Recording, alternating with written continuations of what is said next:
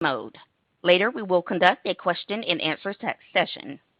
Instructions will follow at that time. If anyone should require assistance during the conference, please press star zero.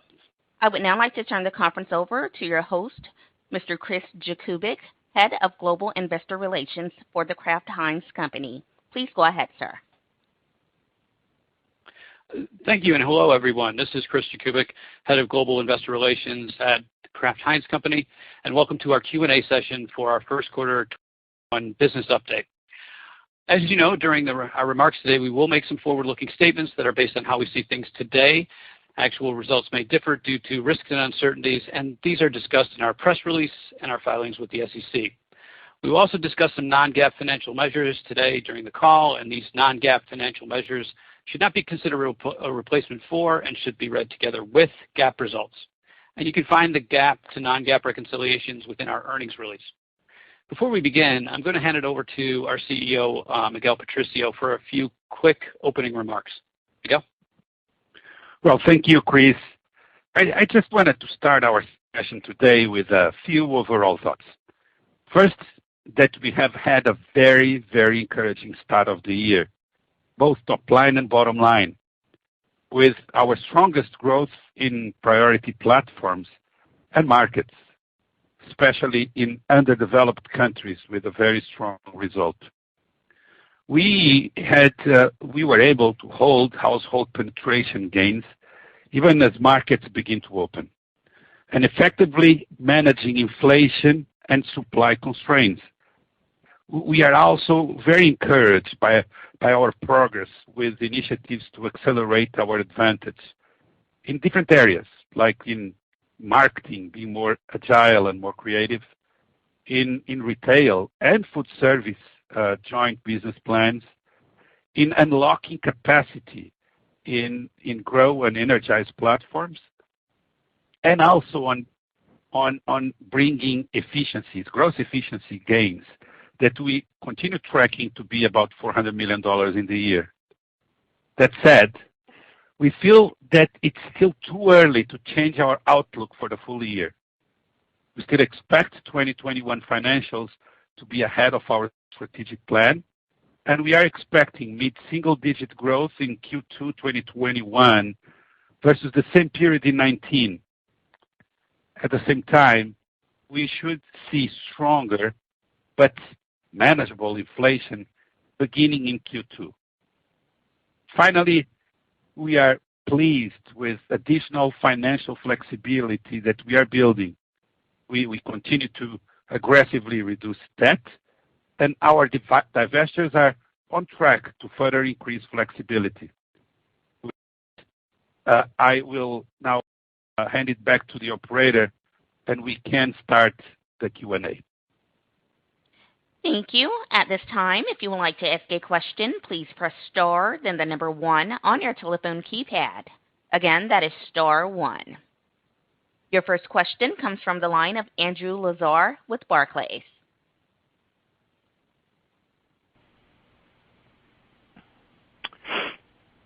Miguel, I know that organic sales growth guidance for 2Q is a bit better than what consensus was expecting.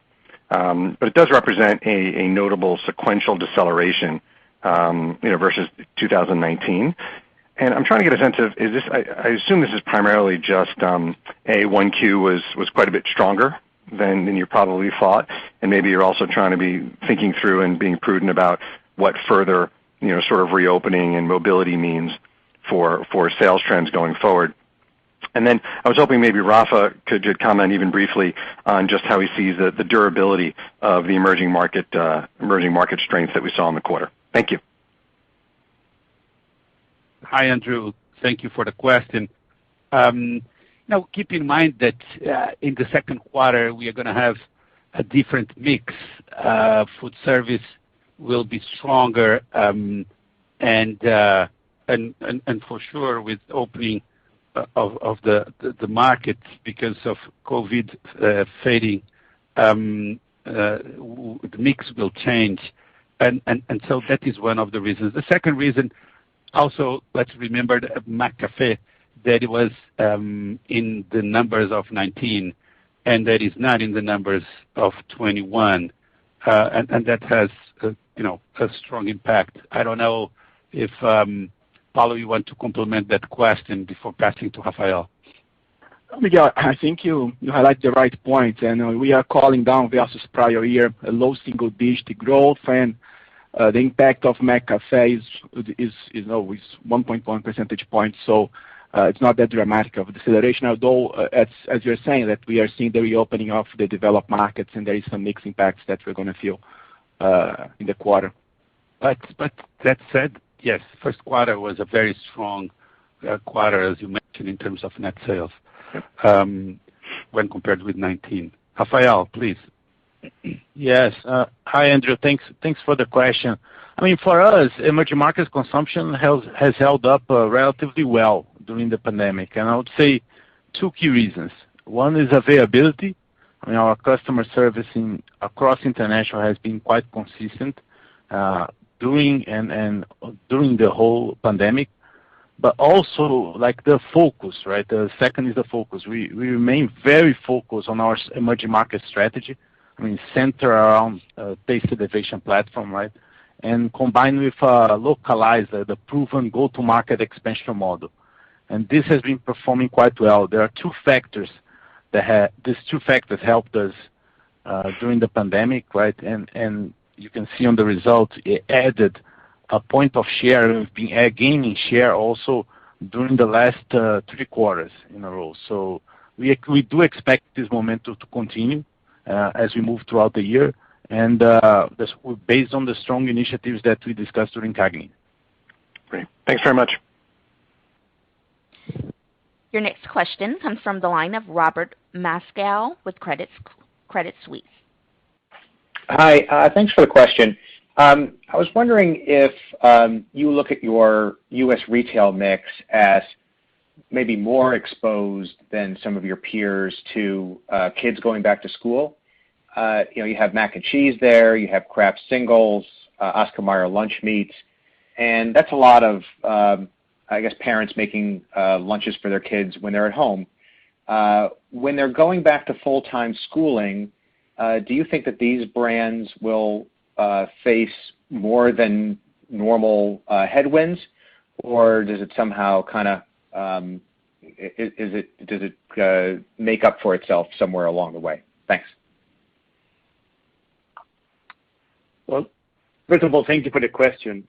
Listen, we feel good about controlling the controllables. I mean, and if you think about the gains we have made in household penetration, those are coming from younger, more diverse families. And we're seeing that those families are actually increasing the consumption across different day parts. And that's happening whether it's mac and cheese, whether that's Oscar Mayer hot dogs, very consistent. Plus, even if you think about brands that typically kids use at school, like Lunchables, we're actually also seeing gains on those even over the last 6 months. So what I will say is our focus on continuing to retain those new households, regardless of their circumstances, is working, and it will be the things that we'll continue to do move forward. Thanks. Okay, thanks. Your next question comes from the line of Bryan Spillane with Bank of America. I've got 2 questions related to inflation. The first one, I think the guidance is for mid-single-digit cost inflation, and just wanted to get an understanding there of, is that gross inflation, or is that net of cost savings? And if not, just if you can give us a breakdown between the gross inflation versus net inflation. Brian, thanks for the question. So the guidance that we provided in mid-single digit is in growth. So it's a percentage of our total COGS as growth and as gross inflation. Okay. Actually, we are seeing that we would be, in our current view, more in the low end of the mid-single digit range, and that's our view. And when we see this happening today, as we mentioned before, we also saw, as many peers, the escalation of this inflation since our last call.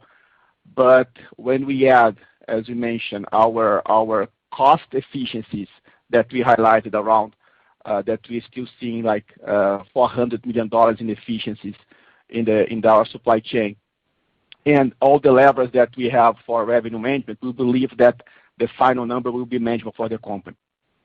Okay, thank you. And then if I could follow up, Rafa, just for you, just in terms of inflation, could you just give us a little bit of perspective on, what tools you have available, especially in developing markets, but also in Europe, in terms of managing inflation? So is it different, I guess, in terms of the way that you'll work through inflation in your markets than what we'll see in North America? Yes. Hi, Brian. Yes. Look, so let me break down the two. In emerging markets, I mean, in general, acceptance of pricing is better, right? Because inflation is more normal on the local economies. In developed markets, I mean, what I can tell you is we've already successfully closed negotiations with all our key retail partners, and especially in key countries like France, Germany, and we managed to achieve the pricing and premiumization behind the brands that we needed. So we feel quite confident about that. I mean, in terms of comparison, you said comparing to the U.S. I mean, there are similar and differences, right? Like similar to North America, the costs have moved against us in ingredients, in packaging, but different than North America overall, logistics is not a major contribution to inflation internationally. So in terms of numbers, is what in line with what Paulo said, comparable to mid-single digits range for the total. Okay, thank you. Your next question comes from the line of Rob Dickerson with Jefferies. Great, thank you so much.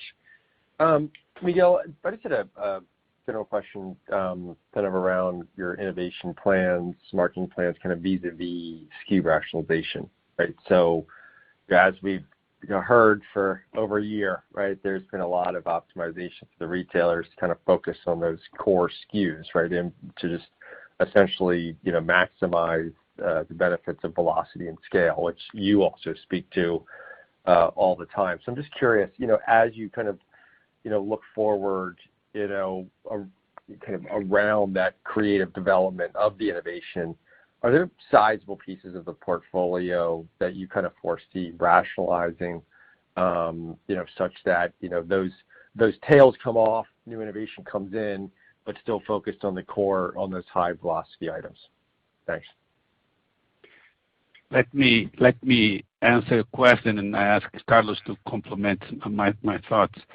Now, we see this as we have seen, and this is a great opportunity for us to focus on SKUs with higher rotation, and also from a supply standpoint to improve efficiencies in our factories, and also on cost. So we see this move as very positive. Carlos, do you want to comment more precisely in terms of numbers of what's going on in the U.S.? Sure, Miguel. What I would say is a lot of it we have done already. So as we go into this year, we have reduced probably 20% of our SKUs versus what we had in 19.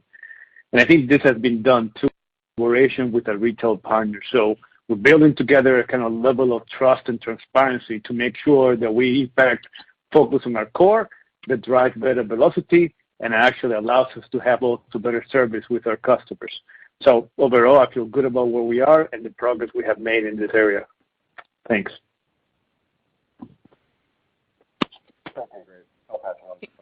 Thanks. Your next question comes from the line of Alexia Howard with Bernstein. Good morning, everyone. Can you hear me okay? Yes. Perfect. So I wanted to ask about the promotional path from here. You talked, I think, in the prepared remarks about pulling back on promotions in January and February during Q1.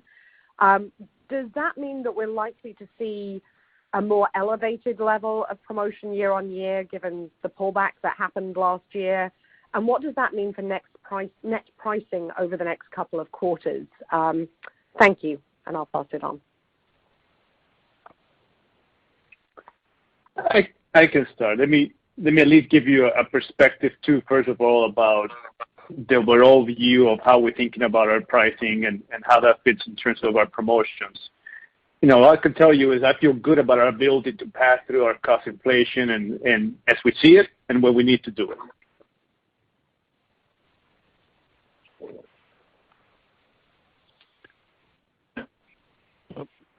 We lost Carlos. Yeah. Well,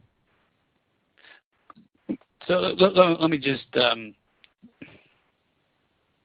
pick up on that. I think Carlos froze out a little bit, Alexia, so we'll wait for him to come back. But I think where Carlos was going is in terms of what we're seeing going on in the marketplace and what we see unfolding is in Q1 we were able to sort of build further on 20. Oh, sorry, Carlos. Why don't you go ahead? You froze out at the start there. Sorry, my apologies. Hopefully you can hear me okay now. Yes. Sounds great. Okay. Listen, this is the new world that we're still working through, so I appreciate the people's patience. What I was getting at it, within the context of our pricing that we're looking at, do know that if you think about our quarters, 7 of the last 8 quarters, we actually were able to actually drive pricing as a positive contribution to our net sales. So we are seeing that our iconic brands are actually showing the pricing power. Now, when you look at going forward, we will return to supporting key promotional windows. And if you think about coming up Memorial Day, we're also going to be making sure that we show up in those moments. At the same time, we will implement the revenue management initiatives to drive share growth and improve their returns. And if I step back and I try to summarize kind of how we're thinking through this, the way I think of it is a 3-pronged approach. 1, making sure we continue to renovate our portfolio to drive better value for our consumers, that we improve the creative content of our marketing, and that we strengthen the diversifying our media impressions. So all said, I feel good about our ability to deal with the inflation that we have and making sure we do this in a way that it's positive for the company. Great. Thank you very much. I'll pass it on. Your next question comes from the line of Jason English with Goldman Sachs. Hey, good morning, folks. Thank you for slotting me in. To put a finer point on Alexia's question, do you expect pricing net of everything to be positive in the U.S. in the back half of the year? Hi, Jason. Listen, as a matter of practice, we do not forecast pricing, but again, we are seeing that we're going to be up in the second half against some unusual comparisons in the back half.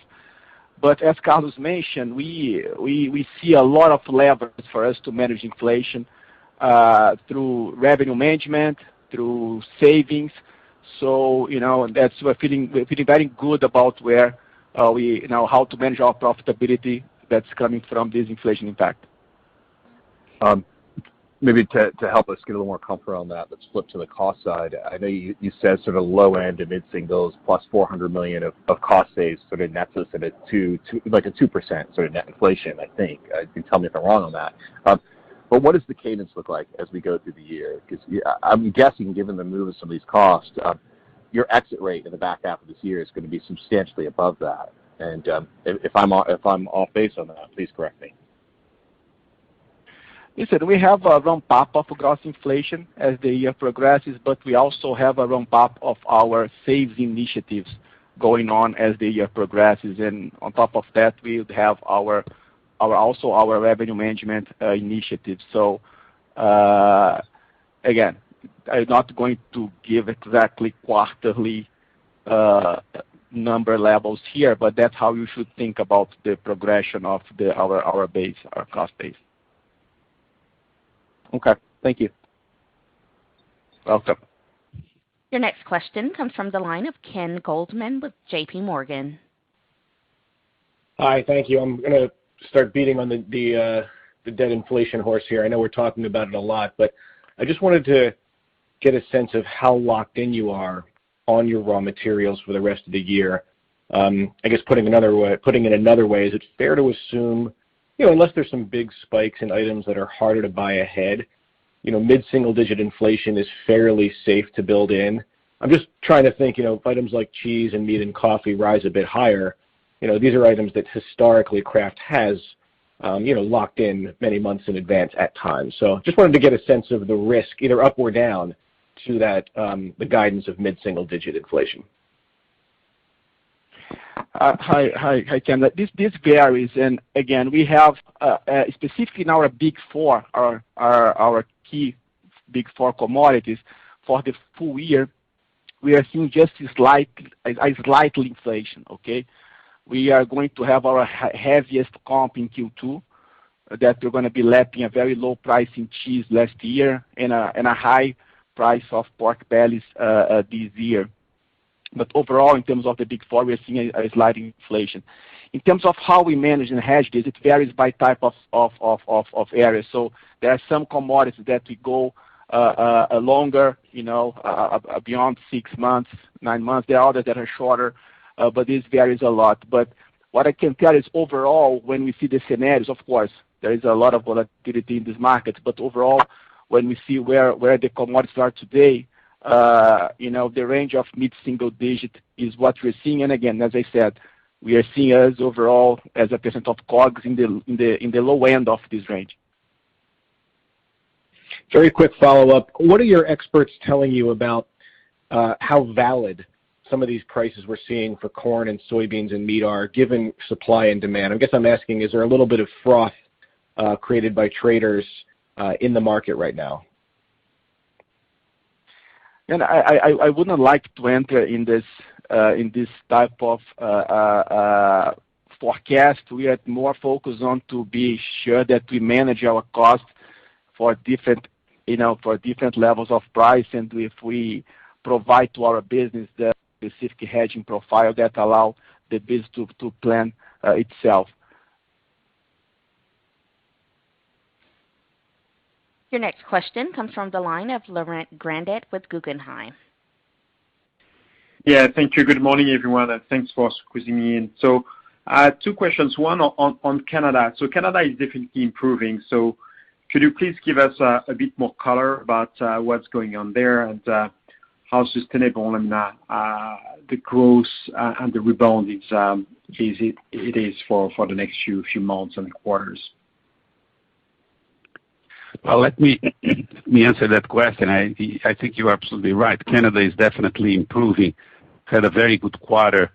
I think that we did a much better job in terms of promotional calendar for Canada.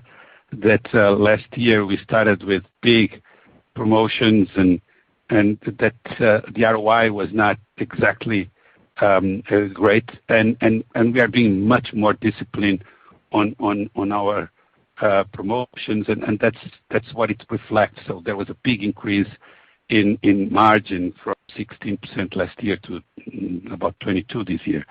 But it's not only on margin that Canada is improving. I'm very satisfied with the way that we are evolving on innovation pipeline, with marketing and creativity and digital marketing.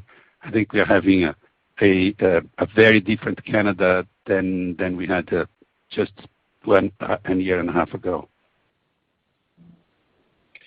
Thanks. And maybe a broader question on your strategic plan. So compared to your strategy plan you laid down last year, and now we are 6-8 months within the implementation of that plan. So could you maybe tell us what you think? You've been very successful in implementing, and you are ahead of what you expected, and maybe some space or some strategic initiative where you think you are staying behind, and why? I would say that overall we are very excited with our transformation plan. And it's deep and is in all areas. We are all evolving, and after 1 year, I would say that we are going a much more accelerated rate than we could imagine, and especially in a year that we are doing all this through Zoom meetings, working from home. So it surprised us, the velocity, the agility that we are having in all areas, from supply to marketing to finance to all areas of the company. But this is a journey. Using an analogy of baseball, I would say that we finished the first inning. We are now going to the second inning, but there's still a big game ahead of us to play. But we are excited about the possibility and the evolution. Thank you very much. I pass it on and keep continuing. Deliver that plan. Good work. Thanks. Thank you. Your next question comes from the line of Steve Powers with Deutsche Bank. Yeah. Hey, thanks. And maybe to build on that last question a bit, I think it's been a little while since we spoke in detail about employee engagement and morale at Kraft Heinz, and to some extent also about retailer engagement. Although Miguel, you did speak to healthy and improved customer satisfaction in the prepared remarks. I guess as you step back and think about the journey over the past year and the progress made since 2019, can you update us on how you perceive your current standing against those themes today, and how that feeds into your outlook as you go forward into 21 and beyond? Sure. I will comment on our employee engagement. I will ask Carlos to talk about customer satisfaction engagement, specifically in U.S. We have great progress on that part as well.